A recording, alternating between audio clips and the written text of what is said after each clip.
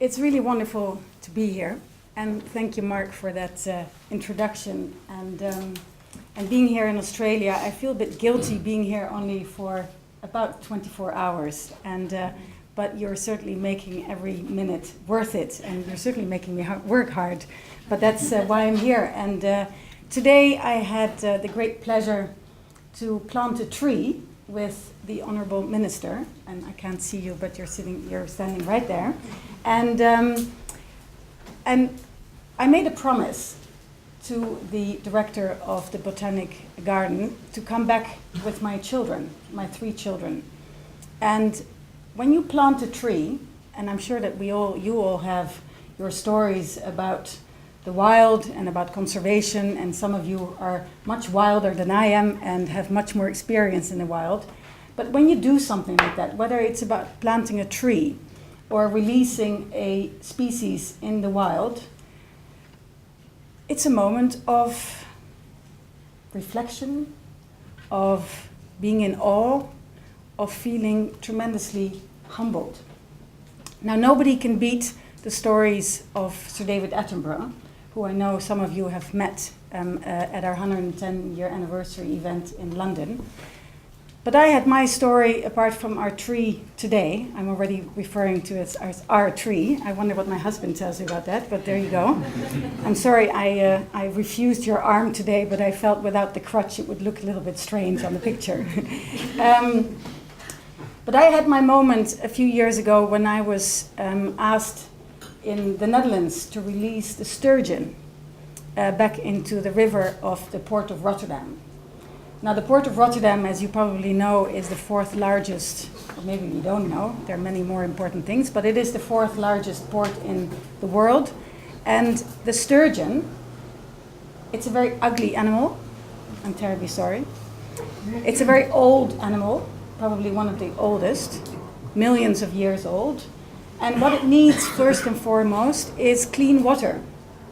So when you release a species back into the wild that has been away for 50 years, there is that moment of awe and respect and really being humbled by nature. And I did it with 50 children, and I hope that one day they will remember, and they will remember all of their lives, that that's what they did.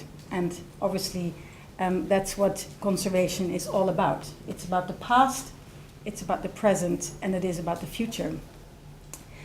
Now, the conservation circle is tremendously really a circle of friends. And what you represent tonight is really, one, what FFI stands for, which is the fact that there's not one solution to sustainability, to conservation, to nature preservation.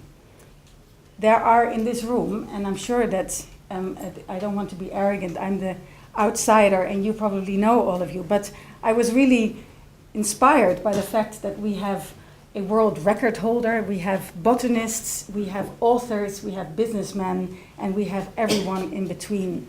And it's this kind of eclectic gathering of individuals like yourselves who we need in order to take this work that we have forward and to take the amazing work that our teams, together with local partners, are doing in the field. We are operational in 7 countries in the Asia Pacific, and the work sometimes, it's not a day at the beach, and certainly not surfing. It is hard work, it's dangerous, and it requires a dedicated effort. So conservation is very much teamwork. Now I'd like to touch on actually 3 words that actually I'd like you to remember. And you can forget about everything I say in between. Just remember your 3 words. And I'll explain and go through them one by one. One is, I'd like you to remember and remind your friends all around of the sense of urgency that we're dealing with here. And I'll make a few points underlying that. I'd like you to remember the word momentum. We are at a window of opportunity, even for those pessimists who say, it's all gone. There's no point of saying that because we do have generations coming after us. So the word momentum, we have momentum certainly on a number of marine issues, and it requires leadership. So urgency, momentum, and leadership, I think, should be quite simple to remember. And that's leadership from myself, it's leadership from all of you, and it's leadership from all those not here at this gathering who feel we should feel sorry about not being at this wonderful gathering. And we really, really appreciate the hospitality of our hosts of gathering us here tonight. So the sense of urgency. I think that over the years, having come to know FFI and generally across the conservation movement, because again, conservation is teamwork. It's one of the things that I love about FFI is that we're not there going off and showing the way that gorillas do of saying how wonderful we are. You can wonder that maybe perhaps sometimes we do it more, but I think that ultimately the DNA, it is not about our brand. It is ultimately about local partners, and it's about results that we get in the field. But the sense of urgency is what drives us. Now that may seem a bit strange for an area that requires such sustained efforts. So how can you maintain that sense of urgency when you have to keep at it for years, for centuries, for generations? But for me, the sense of urgency is really underlined by the fact that business as usual is not an option. When we look over the last 50 years, the impact, the pressure on the resources of our planet have just been doubling. And we cannot, as a child in one of the sessions that I did a few weeks ago said, simply, we cannot keep on doing it. We can't go to another planet or something. And it's as simple as that. The impact and the pressure on the resources have doubled. We have 250,000 marine species. And if we go on at the pace that we're at, we're going to lose some of them. And the sense of urgency by the irreversibility, I don't know if that's an English word, but I'm sure that you understand it, that if we keep making the wrong decisions, things will become irreversible.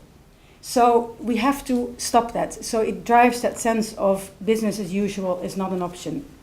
When you look at the 5 gyres around the world, where I'm sure you've heard of the plastic soup issue, I'll come back to that in a moment. But it is unimaginable that us humans, what we've done is we've created patches of debris, one of them being 2.5 times the size of Australia. Now, if you'd say the Netherlands, we'd say, okay, not as serious, I know my place in the world. But Australia, I mean, really, 20 million square kilometers. I can't even fit that on the calculator on my BlackBerry. So that's what we're doing. Business as usual is not an option. When we look at the economic costs of poor ocean management, it amounts to about 215 billion Australian dollars. Poor management of the oceans. Now, forget about it if people say nature is not for me, but surely something must be for them. And if it makes economic sense, surely we must have that as a driver. It's about marine pollution, overexploitation, coastal habitats being destroyed. It simply is not an option to go on like that. And if we actually take it one step further and look at the absence of mitigation measures that the impact of climate change will actually make it not 215 billion, but 344 billion Australian dollars. So another reason for the urgency is we're actually talking about a lot of costs. Well, here you have it. It doesn't make any sense. Now, specifically on plastics, that the minister and I have been talking about all day, and hopefully saying more or less the same thing. I think so. I haven't had any phone calls saying anything on the contrary.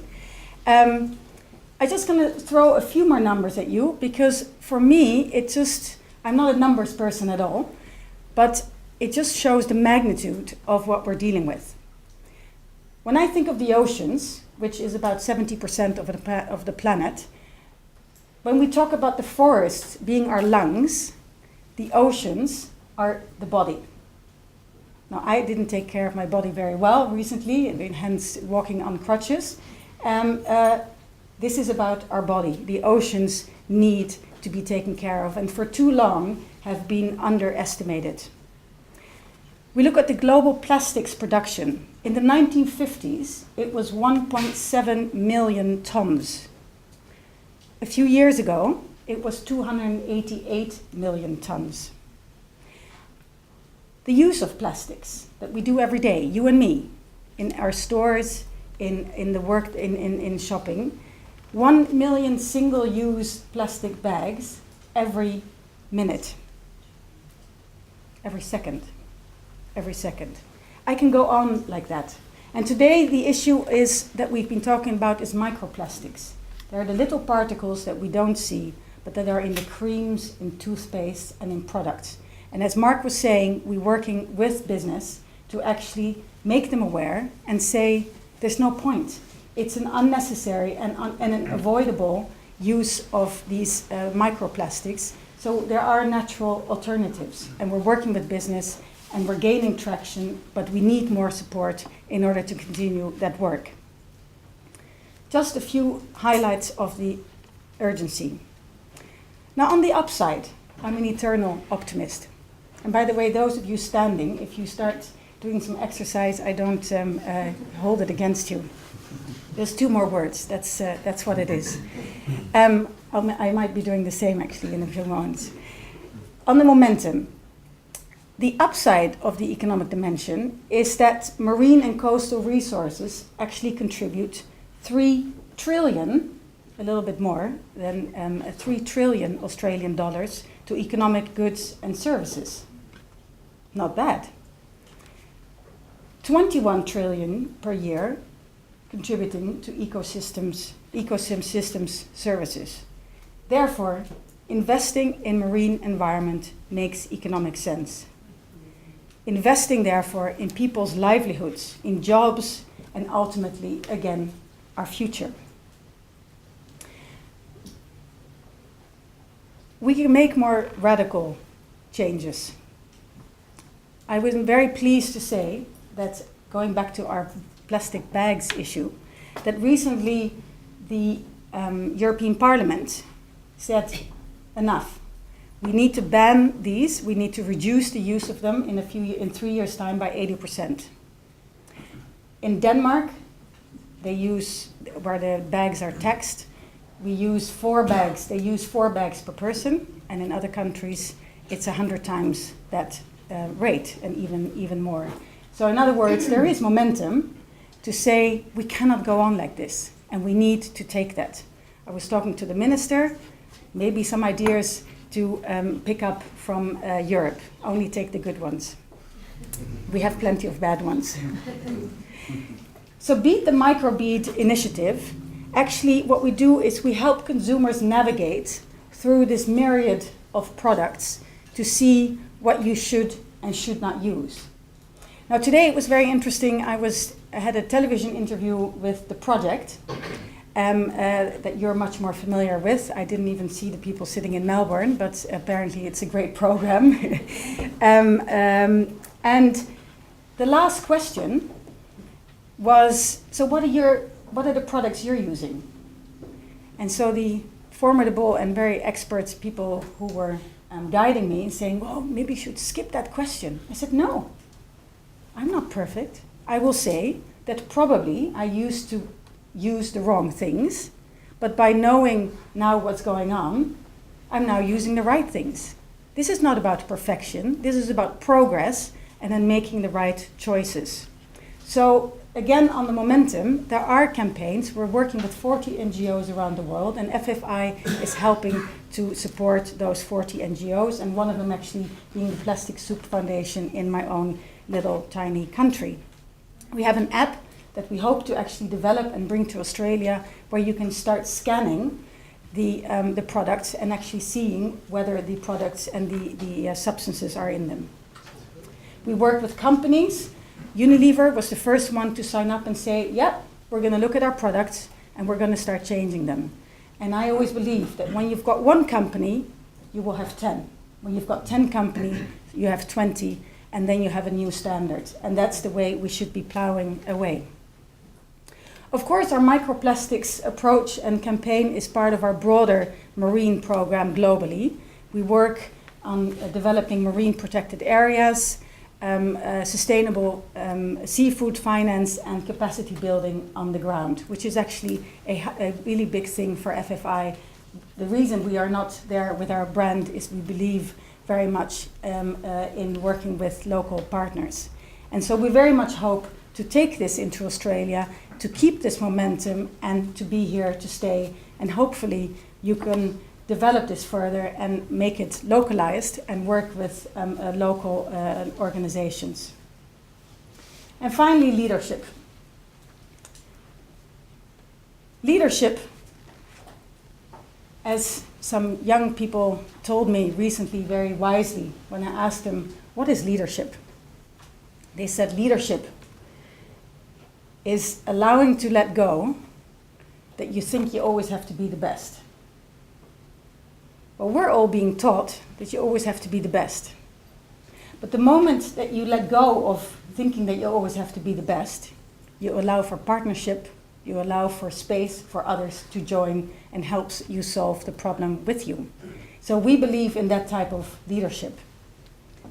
We have the best science, but in order to implement it, you have to give space to others. Now, we also believe that there is a difference between vision and leadership, and I believe that. Vision, we can have that all. But as Jean Monnet said, who was one of the founders of Europe, he said, thought cannot be divorced from action. So vision is thought, and leadership is actually putting it into action. It's about making it happen. And I believe that if man is largely responsible for the state of the planet where we're at, even though the environment has been falling off the agenda generally around the globe as things are moving in a certain direction, i.e. to the right. But if man has made that happen, then surely man should have the responsibility and take the leadership to make it and put it right.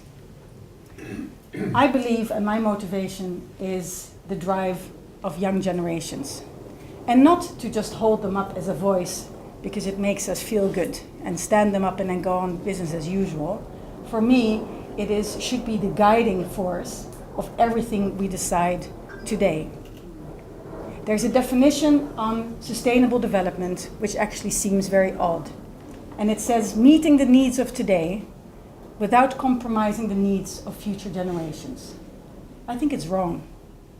I think we want to have our cake and eat it, and I think we cannot afford to have our cake and eat it too. I think it should be that meeting the needs of future generations should be guiding us what we actually decide today. Otherwise, the situation we will have is completely irreversible. We need long-term thinking, which I know in political landscapes is difficult, but I know with leadership such as yours and others, hopefully, we can actually make that happen. It's about making clear choices. So finally, while my voice is still holding up, you're lucky, it's cracking up, so time to have a toast and have a drink together. Urgency, momentum, and leadership. Conservation is teamwork, and we really need you and all of those friends and people who are outside. And it's not just funding, it's your brain power, it's your dedication, it's your passion, it's your expertise, it's everything. We cannot afford to let this drop off the political or societal agenda. The threats and challenges that we're facing may be beyond anyone's scope and reach and means alone. Certainly also for FFI, but we believe that that's why if we partner with others, we can actually make it happen. And on the upside, we simply don't have a choice. I've been working, as Mark said, on literacy for many years. And for me, it is the basis of a lot. But I've also come to realize that if there's no planet, who cares about education? The two do go hand in hand, but really the planet, our body, comes first, together with our lungs. And hopefully we use our brains to steer it in the right way. If we know, we should act. And I'd like to end with a quote of Albert Einstein, who said that those with the privilege to know have the duty to act. And we hope that with the sense of urgency, with the fact that there is momentum, which should make us optimistic, and with your leadership, together with many others, we can actually sustain these efforts. Thank you very much.